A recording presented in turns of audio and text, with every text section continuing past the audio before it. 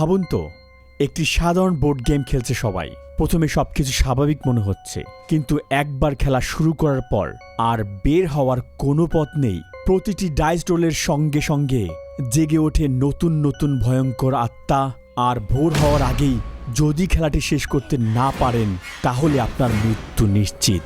আজকের মুভিটি এমন 4 বন্ধুকে নিয়ে যারা কৌতূহলবশত একটি প্রাচীন অভিশপ্ত বোর্ড গেম খেলতে শুরু করে। তারা জানতো না এই খেলাটি আসলে মানুষের পৃথিবী আর আত্মাদের জগতের মাঝে একটি ভয়ঙ্কর দরজা। চলুন আর দেরি না করে শুরু করা যাক আজকের ভয়ঙ্কর ও রোমাঞ্চকর সিনেমা গোস্ট বোট 2026।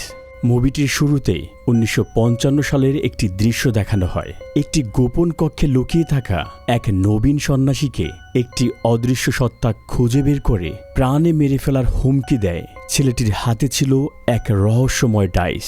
হঠাৎই এক ভয়ঙ্কর চেহারা নারী এসে তার গলায় ফাঁস লাগিয়ে তাকে ঝুলিয়ে দেয়।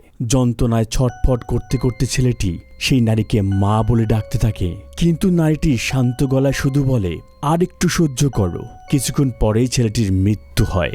এরপরে গল্প বর্তমান সময়ে নিয়ে আসা হয়, যেখানে 3 বন্ধু টানা 3 দিন ধরে একটি অত্যন্ত কঠিন এবং দামি বোর্ড গেম খেলছিল। ঠিক তখনই বৌদ্ধ ধর্মের ক্লাস বন্ধ করে জুয়া খেলার অপরাধে মিস ও নামের এক শিক্ষিকা তাদের হাতে নাতে ধরে ফেলেন। ছাত্ররা জানায় তারা টাকার জন্য জুয়া খেলছিল না, এটি শুধু একটি সাধারণ বোর্ড গেম ছিল। কিন্তু আরেকজন ছাত্রীকেও ক্লাস ফাঁকি দিতে দেখে মিস ও সবাইকে শাস্তি দেয়। তিনি নির্দেশ দেন পরদিন সকাল 6টায় প্রত্যেকে নিজের অভিভাবককে নিয়ে স্কুলে উপস্থিত হবে। পরবর্তী দৃশ্যে দেখা যায় এক তরুণী ডাক্তার একজন রোগীর চিকিৎসা শেষ করে তাকে কয়েকদিন ক্ষতস্থান শুকানো এবং পরিষ্কার রাখার পরামর্শ দেন। এরপর তার ফোনে মিস ওর একটি মেসেজ আসে। অন্যদিকে স্কুলের নোটিশ বোর্ডে ছাত্ররা জানতে পারে যে পরদিন মিস ওয়ের তত্ত্বাবধানে তাদের একটি ধর্মীয় ক্যাম্পে অংশ নিতে হবে। ফলে তাদের ছুটির সব পরিকল্পনা ভেস্তে যায়। এরপর তারা নিজেদের বন্ধুদের দল 4 লেজেন্ডস এর খালি জায়গা পূরণ করার জন্য একটি নতুন সদস্যকে দলে নেয় এবং তাদের দলের প্রতীক হিসেবে একটি পবিত্র টোকেন প্রদান করে।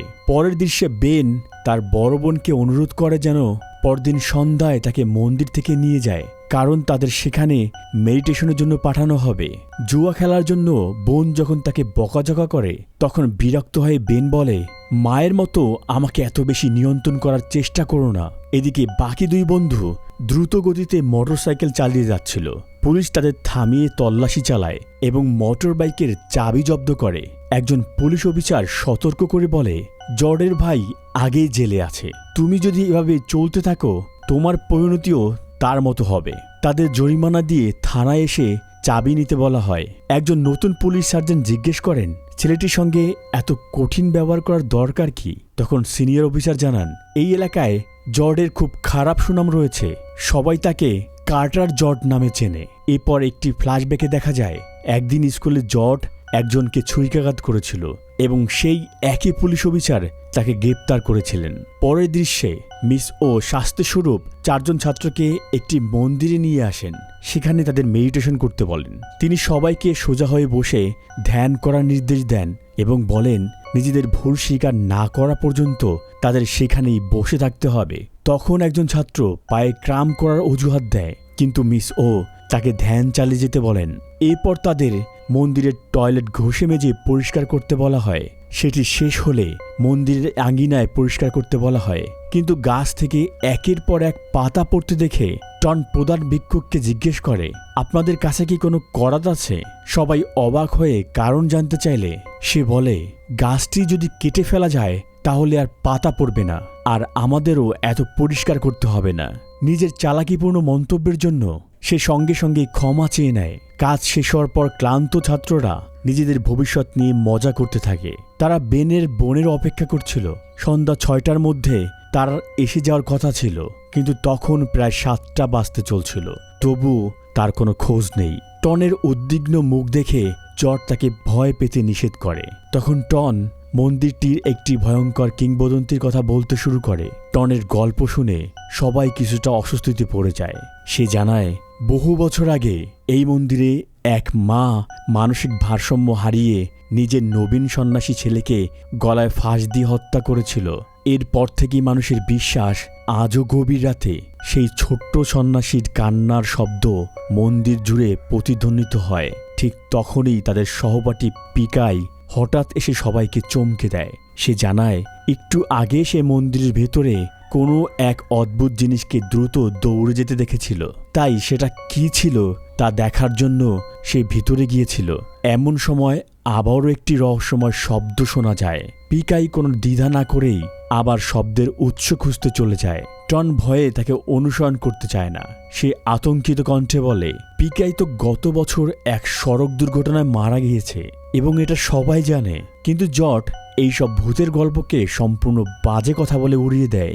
সে বলে, পিকাই তো সারা বছর তাদের সঙ্গে একই ক্লাসে পড়েছে, পরীক্ষায় ভালো ফলও করেছে, এমনকি তারা তার খাতা দেখে নকলও করেছিল। তাহলে সে ভূত হয় কিভাবে?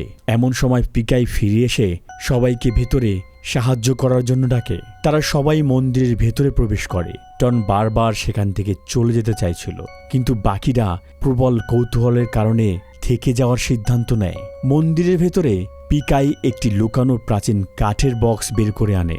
টন সঙ্গে সঙ্গে বাধা দিয়ে বলে, এটা খুলবে না। কেউ নিশ্চয়ই কোনো গুরুত্বপূর্ণ কারণেই এত যত্ন করে এটিকে লুকিয়ে রেখেছিল। কিন্তু বেন কৌতূহল সামলাতে না পেরে বক্সটি খুলে ফেলে। অন্যদিকে পিকাই কাছেই আরও একটি ছোট্ট বক্স খুঁজে পায়। প্রথম বক্সের ভেতরে তারা দেখতে পায় থাই সংখ্যাযুক্ত একটি 12 পাশের ডাইস এবং একটি অদ্ভুত প্রাচীন বোর্ড গেম।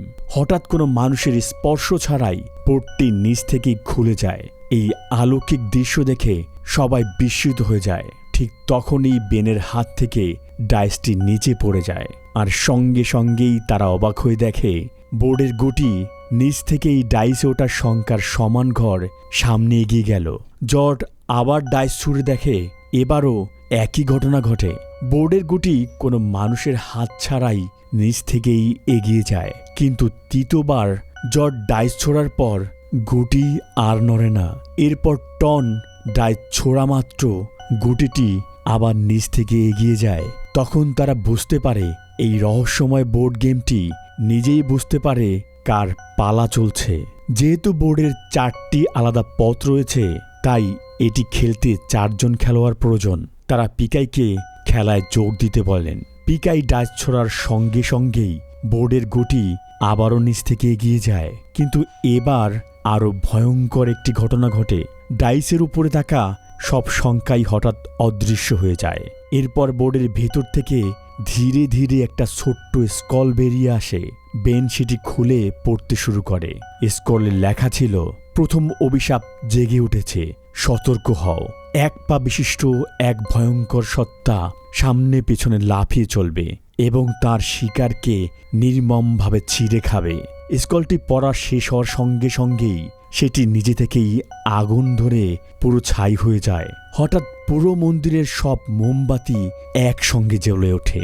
মন্দিরের চারপাশের মূর্তিগুলিও ধীরে ধীরে নিজেদের মুখ ঘুরিয়ে তাদের দিকে তাকাতে শুরু করে। পরিবেশ মুহূর্তেই অস্বাভাবিক ভয়ঙ্কর হয়ে ওঠে। এরপর সেই 1 পা বিশিষ্ট ভয়ঙ্কর সত্তাটি বাস্তবে আবির্ভূত হয়। সে মন্দিরের বাইরে অবিশ্বাস্য গতিতে চারদিকে লাফিয়ে লাফিয়ে দৌড়াতে থাকে। ভয়ে টন বলে, আমি আর থাকছি না, আমি এখনই পালাচ্ছি। কিন্তু ঠিক তখনই সেই দানবটি লাফিয়ে মন্দিরের ভেতরে ঢুকে সরাসরি টনের উপর ঝাঁপিয়ে পড়ে। ঠিক শেষ মুহূর্তে জর্জ জোরে লাথি মেরে দানবটিকে সরিয়ে দেয়। এই সুযোগে সবাই বোর্ড গেমটি নিয়ে দ্রুত পালিয়ে যেতে শুরু করে। তারা কোনোভাবে দানবটিকে মন্দিরের ভেতরে আটকে দিয়ে জঙ্গলের পথে দৌড় দেয়। কিন্তু কয়েক মুহূর্তের মধ্যেই সেই 1 পা দানবটি আবারও বেরিয়ে আসে এবং তাদের পিছনে ধাওয়া শুরু করে। তারা প্রাণপণে জঙ্গলের ভেতর দিয়ে দৌড়াতে থাকে। ঠিক সেই সময় বেনের বড় বোন বেল সেখানে পৌঁছে যায়, কিন্তু বেন ফোন না ধরায় বেল গাড়ি চালাতে চালাতেই ফোনে কি হয়েছে তা দেখার চেষ্টা করছিল। হঠাৎ সামনে যেন কাউকে দেখতে পেয়ে সে জোরে ব্রেক কষে ধাক্কা লেগে যায়। আতঙ্কিত হয়ে বেল গাড়ি থেকে নেমে চারপাশে খোঁজাখুঁজি করে, কিন্তু আশ্চর্যের বিষয় সেখানে কাউকেই দেখা যায় না। ঠিক তখনই বেন ও তার বন্ধুরা দৌড়ে এসে চিৎকার করে বলে, দ্রুত গাড়ি চালাও, এখান থেকে এখনই বের হয়ে যেতে হবে। বেল হতভম্ব হয়ে বলে, কিন্তু আমি তো একটু আগেও কাউকে ধাক্কা দিলাম। বেন উত্তর বলে, সবকিছু পরে বলবো, আগে এখান থেকে বের হও। সবাই দ্রুত গতিতে গাড়িতে উঠে বসে, কিন্তু নতুন বিপদ দেখা যায়। গাড়িটি কোনোভাবেই স্টার্ট নিচ্ছিল না। এদিকে সেই এক পা বিশিষ্ট দানবটি আবারও দৌড়ে উঠে দাঁড়ায় এবং ধীরে ধীরে তাদের দিকে এগিয়ে আসতে শুরু করে। শেষ মুহূর্তে গাড়িটি স্টার্ট নেয়। বেল সঙ্গে সঙ্গে রিভার্স গিয়ারে দিয়ে দানবটিকে সজোরে ধাক্কা মারে। দানবটি ছিটকে পড়েও মারা যায় না। তাই আর সময় নষ্ট না করে তারা দ্রুত সেখান থেকে পালিয়ে যায়। কিন্তু দূরে একটা পেট্রোল পাম্পে গিয়ে তার থামে। বেল টনের ক্ষত পরিষ্কার করে প্রাথমিক চিকিৎসা দিতে থাকে। এরপর সে অবাক হয়ে জিজ্ঞেস করে, আসলে এখানে কি হচ্ছে? পিকাই বোর্ড গেমটি দেখিয়ে বলে, সবকিছু শুরু এই বোর্ড গেম থেকেই। এই খেলাই এই দানবটিকে মুক্ত করেছে। এরপর সে দ্বিতীয় বাক্সে পাওয়া স্কলটি খুলে পড়তে শুরু করে। স্কলে লেখা ছিল, এই বোর্ড মানুষের জগৎ এবং আত্মাদের জগতের মধ্যে একটি দরজা। বহু বছর আগে এক অন্ধকার জাদুকর এটি তৈরি করেছিল। একবার কেউ এই খেলা শুরু করলে শেষ করা না পর্যন্ত কোনোভাবেই ফেরার পথ নেই। খেলাটি শেষ করতে হলে বোর্ডের একবারে মাঝখানের চূড়ান্ত ঘরে পৌঁছাতে হবে। যদি সূর্য ওঠার আগেই খেলা শেষ না হয় তবে সব খেলোয়াড়ের মৃত্যু নিশ্চিত। এই লেখা পড়ার পরেই সবাই স্তম্ভিত হয়ে যায়। তারা বুঝতে পারে তাদের হাতে সময় খুবই কম। যেহেতু এখনো ভোর হতে অনেক বাকি, তাই তারা সিদ্ধান্ত নয়, ভয় পেলেও খেলা যে কোনোভাবেই শেষ করতে হবে।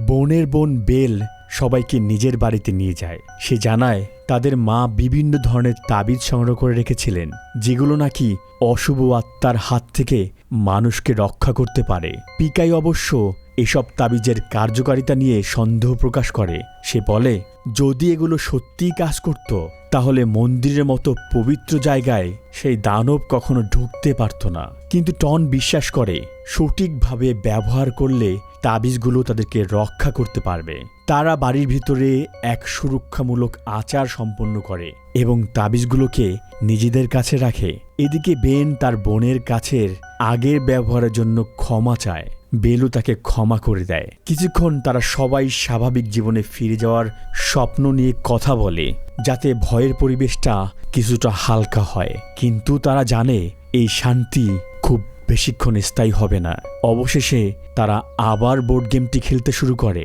ক্রম অনুযায়ী প্রথমে বেন, তারপরে জর্জ, এরপরে টন, সবশেষে পিকাই একে একে ডাইস ছোড়ে। চারজনের পালা শেষ হতেই আবারও বোর্ডের ভিতর একটি নতুন স্কল বেরিয়ে আসে। এবার লেখা ছিল, এবার আসছে সেই ধূর্ত দানব যে মানুষের মন নিয়ন্ত্রণ করতে পারে। সে যার শরীরে প্রবেশ করবে তাকে রক্ত পিপাসু হত্যাকারীতে পরিণত করবে। সবাই আতঙ্কে একে অপরের দিকে তাকিয়ে থাকে। ঠিক তখনই বেলের সামনে হঠাৎ এক অদ্ভুত ছায়ামূর্তি দেখা যায়। মুহূর্তের মধ্যেই সে যেন এক অন্য জগতে চলে যায়। তার চারপাশের বাড়ি মিলে গিয়ে এক অন্ধকার জঙ্গল দেখা দিতে থাকে। সেই রহস্যময় সত্তাটি ধীরে ধীরে তার কাছে এগিয়ে আসে। এরপর নিজের মুখ থেকে অদ্ভুত কালো কিছু বের করে জোর করে বেলের মুখের ভিতরে ঢুকিয়ে দেয়। আর মুহূর্তেই বেলের পুরো শরীর কেঁপে ওঠে। সে ভয়ঙ্কর এক চিৎকার দেয়। তার চোখের দৃষ্টি সম্পূর্ণ বদলে যায়। এরপরে সে অজ্ঞান হয়ে মাটিতে লুটিয়ে পড়ে। টন দ্রুত গলায় একটি তাবিজ পরিয়ে দেয়। কিছুক্ষণ পর বেল শান্ত হয়ে আসে। সবাই ভেবেছিল বিপদ হয়তো কেটে গিয়েছে, কিন্তু সেটাই ছিল আসন্ন ভয়াবহতার শুরু। বেল আচমকা একটা ছুরি তুলে নিয়ে কোনো সতর্কতা ছাড়াই জর্জকে ছুরিকাঘাত করে। ব্যথায় জর্জ চিৎকার করে ওঠে। ঠিক সেই মুহূর্তেই পুরো বাড়ির সব আলো নিভে যায়। চারপাশ অন্ধকারে ডুবে যায়। বেন দ্রুত একটি টর্চ জ্বালায়। টর্চের আলোয় সে দেখে বেল ধীরে ধীরে তাদের দিকে এগিয়ে আসছে। তার চোখে তখন আর কোনো মানবিকতা নেই। মনে হচ্ছে অন্য কোনো সত্তা তার শরীর পুরোপুরি দখল করে নিয়েছে। টন ভয়ে দরজার দিকে দৌড়ে পালাতে যায়, কিন্তু দরজা কিংবা জানালা কোনোটাই খুলছে না। মনে হচ্ছিল যেন অদৃশ্য কোনো শক্তি পুরো বাড়িটিকে সিল করে দিয়েছে। ঠিক তখনই বেল টনের উপর ঝাঁপিয়ে পড়ে। সবার সামনেই সে নিজের গলায় থাকা তাবিজটি খুলে গিলে ফেলে। তাবিজটিও যেন তার উপর কোনো প্রভাব ফেলতে পারেনি। এরপর সে টনকে ছেড়ে বোনের দিকে তাকিয়ে ধীরে ধীরে বলে, খেলা শেষ হলে আমরা সবাই তোমার মায়ের কাছে ফিরে যাব। কথাগুলো শুনে বেন বুঝতে পারে এটা তার বোনের কণ্ঠ নয়, এটি সেই অদ্ভুত আত্মার কথা। পরের মুহূর্তেই বেল ছুরি নিয়ে বেনের উপর ঝাঁপিয়ে পড়ে। ঠিক তখন জর্জ তার হাত শক্ত করে ধরে ফেলে। পিকাইও পেছন থেকে ধাক্কা দিয়ে তাকে সরিয়ে ফেলার চেষ্টা করে, কিন্তু অদ্ভুতভাবে বেল আবারও মুহূর্তের মধ্যে ছুরিটি নিজের হাতে ফিরিয়ে আনে। তার শক্তি যেন একজন সাধারণ মানুষের চেয়ে অনেক বেশি। বেন অসহায় হয়ে সেই অশুভ আত্মার সামনে হাত জোর করে অনুরোধ করতে থাকে। সে কাঁদতে কাঁদতে বলে, আমার বোনকে ছেড়ে দাও, দয়া করে তাকে ছেড়ে দাও। কয়েক সেকেন্ডের জন্য বেলের আসল চেতনা ফিরে আসে। সে কণ্ঠ করে বেনকে বলে, পালাও, এখান থেকে এখনই চলে যাও। এরপরে আবার তারা শরীরের নিয়ন্ত্রণ নিয়ে সেই দুষ্ট আত্মা ফিরে আসে। বেল ধীরে ধীরে সেখান থেকে চলে যায়, কিন্তু কিছুক্ষণ পরেই আবার ভয়ঙ্কর রূপ নিয়ে ফিরে আসে। এবার আর উপায় না দেখে জর্জ তাকে আঘাত করে অজ্ঞান করে দেয়। এরপর সে বেনের কাছে ক্ষমা চায়।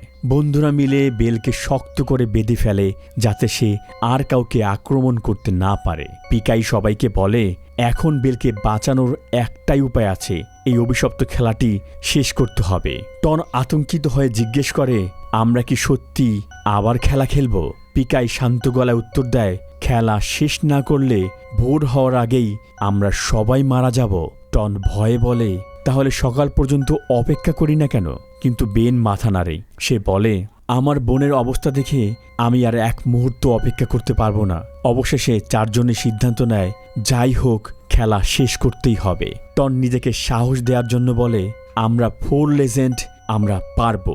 তার কথা শুনে বাকিরাও নতুন করে সাহস ফিরে পায়। জর্জ লুকিয়ে রাখা একটি পিস্তল বের করে আনে।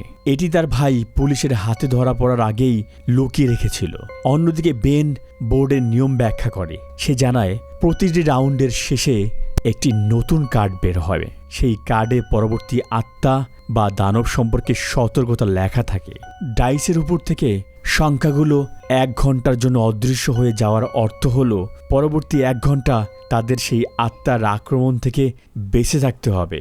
সেই প্রস্তুতি শেষ হলে তারা আবার ডাইস ছাড়া শুরু করে। 4 জনের পালা শেষ হওয়ার পর আবারও একটি নতুন কার্ড বেরিয়ে আসে। এবার লেখা ছিল, জঙ্গলের আত্মারা গাছের শিকড় ও ডালপালার মধ্যে বাস করে। সামান্য অসাবধানতাও তাদের মৃত্যুর কারণ হতে পারে। কার্ডের লেখা শেষ হওয়ার সঙ্গে সঙ্গেই পুরো বাড়ির পরিবেশ বদলে যায়। চারপাশে অদ্ভুত শব্দ শোনা যেতে শুরু করে। হঠাৎ একটি বিশাল গাছের ডাল জীবন্ত সাপের মতো নড়ে ওঠে, পিকাইকে জোরে টেনে নিতে শুরু করে। বেন দ্রুত তাকে ধরে ফেলে, কিন্তু সে বেশিক্ষণ ধরে রাখতে পারে না। গাছের বিশাল শিকড় মাটির নিচ থেকে বেরিয়ে এসে পিকাইকে টেনে নিয়ে যায়। বাকি 3 জন তাকে বাঁচানোর জন্য ছুটে যায়। তারা ধারালো অস্ত্র দিয়ে একের পর এক শিকড় কাটতে শুরু করে।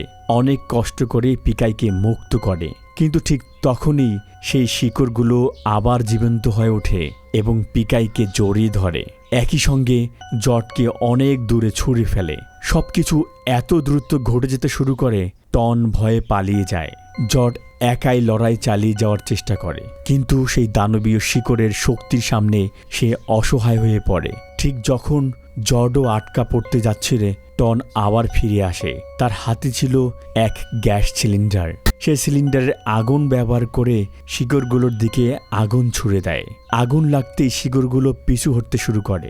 বেন ও পিকাই মুক্ত হয়ে যায়। 4 বন্ধু আবার একসঙ্গে দাঁড়িয়ে সেই ভয়ঙ্কর শিকড় দানবের বিরুদ্ধে লড়াই শুরু করে। ঠিক সেই সময় বাড়ির বাইরে গোলাগুলি ও বিস্ফোরণের মতো শব্দ শুনে পুলিশের সন্দেহ হয়। তারা শব্দের উৎস অনুসরণ করতে করতে বাড়ির সামনে এসে পৌঁছায়। এদিকে শিকড়ের দানব আবার জটকে শক্ত করে পেঁচিয়ে ধরে।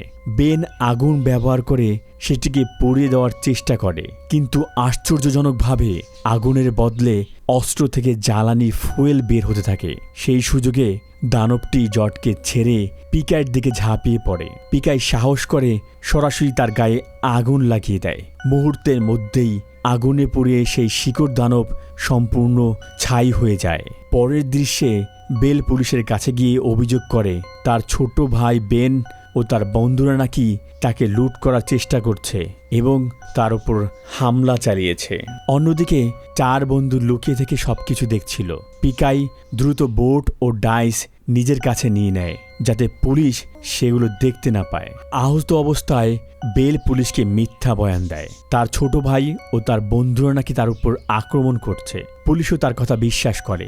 এদিকে 4 বন্ধু সুযোগ বুঝে গাড়িতে উঠে দ্রুত সেখান থেকে পালিয়ে যায়। কিছু দূর যাওয়ার পর তারা গাড়ি থামায়। এবার তাদের মনে একটু সাহস ফিরে আসে, কারণ তারা ভাবে যদি আবার কোনো দানব বের হয় তাহলে অন্তত গাড়ি নিয়ে দ্রুত পালাতে পারবে। তারা আবার বোর্ড গেম শুরু করে পরবর্তী রাউন্ড শুরু করার সিদ্ধান্ত নেয়। চলন্ত গাড়িতেই পিকাই ডাইস ছোড়ে। কিছুক্ষণ পরে বোর্ড থেকে নতুন একটি কার্ড বেরিয়ে আসে।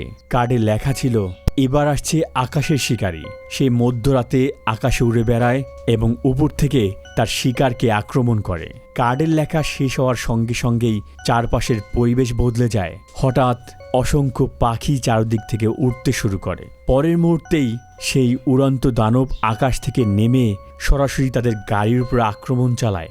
এক আঘাতেই সে গাড়ির দরজা ছিঁড়ে ফেলে। টন নিজের কুঠার দিয়ে দানবটিকে আঘাত করার চেষ্টা করে, কিন্তু দানবটি দ্রুত উড়ে গিয়ে গাড়ির সামনে দাঁড়ায়। এরপর সেই একই কুঠার তাদের দিকে ছুঁড়ে মারে। অল্পের জন্য পিকাই প্রাণে বেঁচে যায়। পিকাই সঙ্গে সঙ্গেই বেনকে বলে, গাড়ির গতি বাড়াও, ওকে ধাক্কা দাও।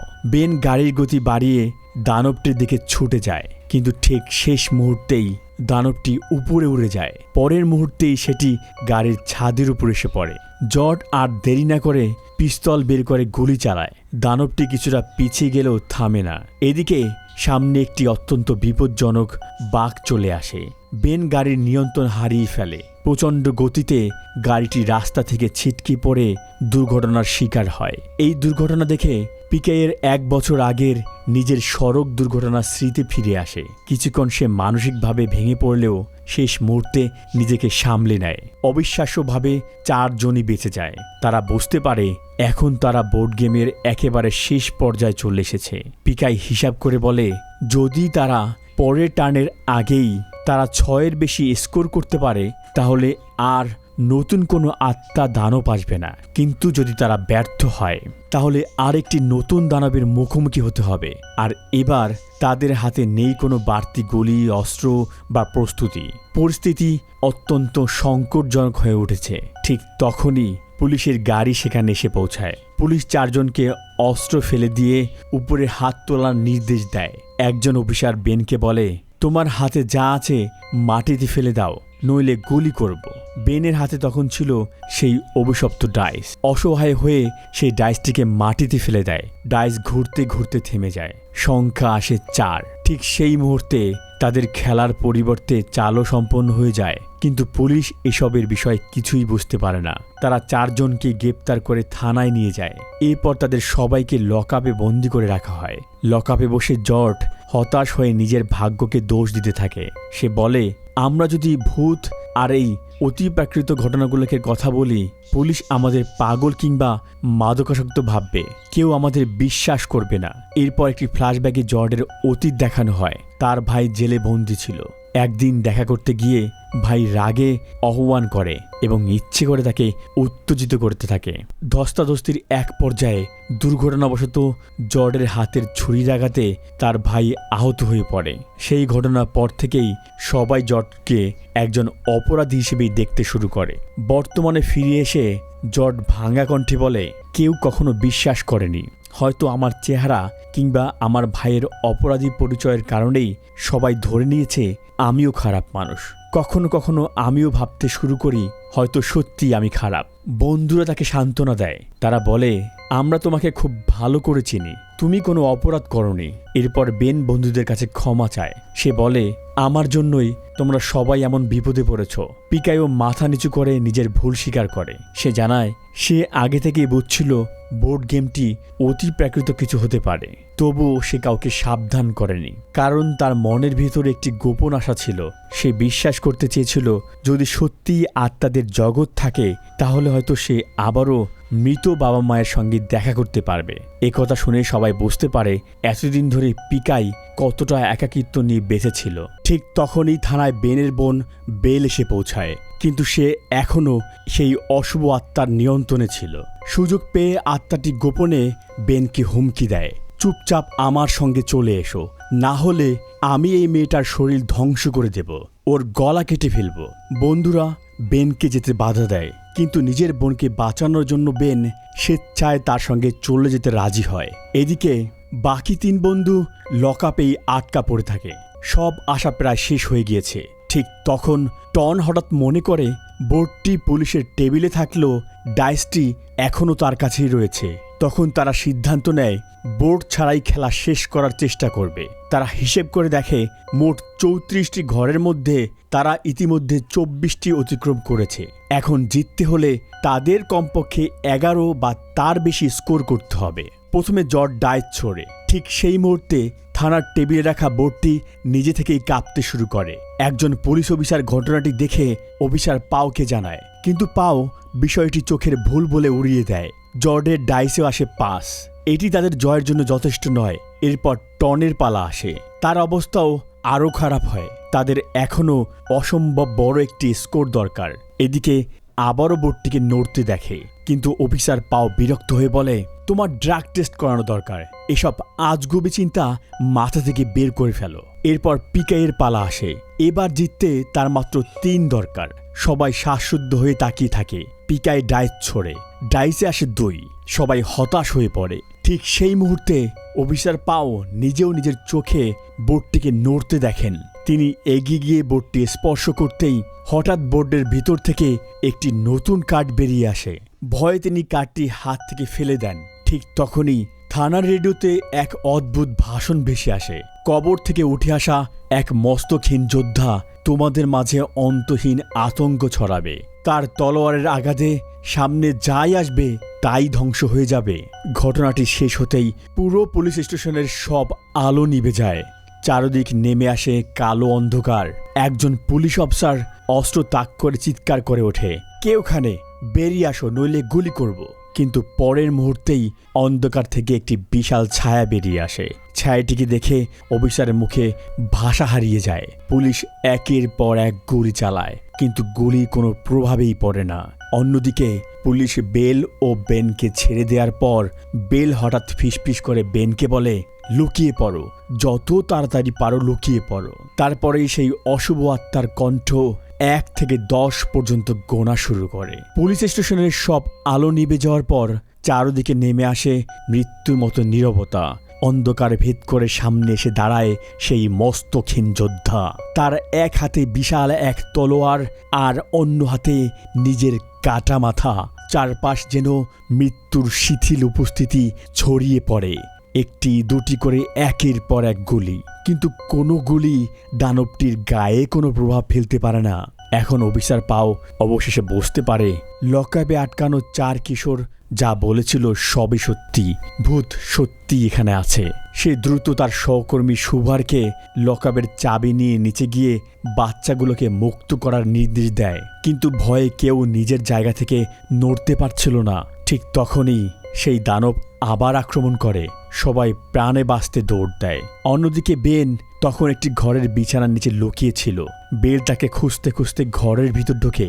হঠাৎ সে ছাদের দিক থেকে উল্টো হয়ে নেমে এসে বিছানার নিচে থাকা বেনকে ছুরিকাঘাত করার চেষ্টা করে। ঠিক একই সময়ে থানার সুভার লকআপের তালা খুলতে যায়। কিন্তু তালা খোলার সঙ্গে সঙ্গেই মস্তকহীন যোদ্ধা তাকে তলোয়ার দিয়ে আঘাত করে। অফিসার পাও সঙ্গে সঙ্গেই দানবটির দিকে একের পর এক গুলি চালাতে থাকে। গুলির চাপে দানবটি কয়েক মুহূর্তের জন্য পিছিয়ে যায়। এই সুযোগে পাও চিৎকার করে বলে, দৌড়াও, এখান থেকে বেরিয়ে যাও। 4 বন্ধু দ্রুত থানা থেকে বেরিয়ে আসে। পাও তাদের সঙ্গে বের হওয়ার চেষ্টা করে, কিন্তু ঠিক বাইরে আসতেই মস্তকহীন যোদ্ধা তাকে তলোয়ার দিয়ে গুরুতরভাবে আঘাত করে। জট ও তার বন্ধুরা আহত সার্জেন্টকে বাঁচানোর জন্য এগিয়ে আসে, কিন্তু সার্জেন্ট তাদের থামিয়ে দেয়। সে জটকে বলে, গুলি চালাবে না, সময় নষ্ট করো না। এরপর সে জটের মোটরসাইকেলের জব্দ করা চাবিটি তার হাতে ফিরিয়ে দেয়। সে বলে, তোমরা সবাই এখান থেকে পালিয়ে যাও, এই লড়াই আমি সামলাবো। জট প্রথমে যেতে রাজি হয় না, কিন্তু বাকিরা জোর করে তাকে টেনে নিয়ে যায়। সার্জেন্ট পাও একাই দাঁড়িয়ে সেই দানবের মুখোমুখি হয়। সে নিজের পিস্তল মাথায় ঠেকায়, তারপর ট্রিগার টিপে আত্মহত্যা করে। সে বিশ্বাস করেছিল এভাবে অন্তত সে দানবটির হাতে অপমানজনক মৃত্যু থেকে বাঁচতে পারবে। অন্যদিকে বেন আবারও সেই অশুভ আত্মার মুখোমুখি হয়। আত্মাটি বেনের মাথায় একটি ছবি হাতে নিয়ে তাকে প্রলোভন দেখাতে থাকে। সে বলে, এসো, তোমার মা তোমার জন্য অপেক্ষা করছে, তোমরা 3 জন আবার একসঙ্গে থাকতে পারবে। এরপর আত্মাটি বেনের গলা চেপে ধরে। শ্বাসরুদ্ধ হতে হতেই বেন অশুভ দর্শন দেখতে শুরু করে। একসময় টন একটি বোর্ড গেম নিয়ে উত্তেজিতভাবে কথা বলছে। বেন বারবার জিতে যাওয়ার জন্য টন মজা করে তাকে চিটার বলে ডাকছে। এরপর তাদের সঙ্গে জর্ডের প্রথম পরিচয়ের স্মৃতিও তাদের চোখের সামনে ভেসে ওঠে। এই স্মৃতিগুলো যেন তাকে মনে করিয়ে দেয় বন্ধুত্বই তার আসল শক্তি। এদিকে বেন এখনও সেই অশুভ আত্মার কবলে আটকে ছিল। অন্য 3 বন্ধু দ্রুত তারা বাড়িতে পৌঁছে তাকে উদ্ধার করার চেষ্টা করে। তার বন্ধুরা কোনোভাবে বেনকে অশুভ আত্মার কবল থেকে মুক্ত করে। টন ও জট মিলে বেলকে শক্ত করে ধরে রাখে, কিন্তু বেল ভয়ঙ্কর চিৎকার করে ওঠে। সেই বিকট শব্দে ডাইসটি গড়িয়ে মেঝের একটি ছোট্ট ছিদ্রে দিয়ে নিচে পড়ে যায়। টন এবং জট প্রাণপণ চেষ্টা করে বেলকে একটি ঘরের ভিতরে আটকে রাখতে। অন্যদিকে বেন ও পিকাই নিচতলায় নেমে ডাইসটি খুঁজতে শুরু করে। কিছুক্ষণ পর জট ও টনও নিচে নেমে আসে। ঠিক তখনই বেল আবার বেরিয়ে আসে। সে ধীরে ধীরে একটি ছুরির সামনে গিয়ে দাঁড়ায়। হঠাৎ পিকাই ডাইসটি দেখতে পায়। সে ডাইসটি হাতে তুলতেই বেল সঙ্গে সঙ্গেই অজ্ঞান হয়ে মাটিতে পড়ে যায়। কিন্তু একই মুহূর্তে সেই অশুভ আত্মা পিকাইয়ের শরীরে প্রবেশ করে। তখন পিকাই নিজেকে এক অদ্ভুত জগতে দেখতে পায়। সেখানে তার বহু বছর আগে মারা যাওয়া বাবা মা দাঁড়িয়ে আছেন। তাদের দেখে কান্নায় ভেঙে পড়ে। সে কাঁদতে কাঁদতে বলে, সেদিন বন্ধুদের সঙ্গে দেখা করতে যেত না করলে হয়তো দুর্ঘটনা ঘটত না, আমাকে ক্ষমা করে দিও। তার বাবা মা তাকে কাছে ডাকতে থাকেন। মনে হচ্ছিল সে যদি তাদের দিকে এগিয়ে যায় তাহলে আর কখনো বাস্তব জগতে ফিরতে পারবে না। কিন্তু ঠিক তখনই দূর থেকে বেন, জট আর টনের কণ্ঠস্বর ভেসে আসে।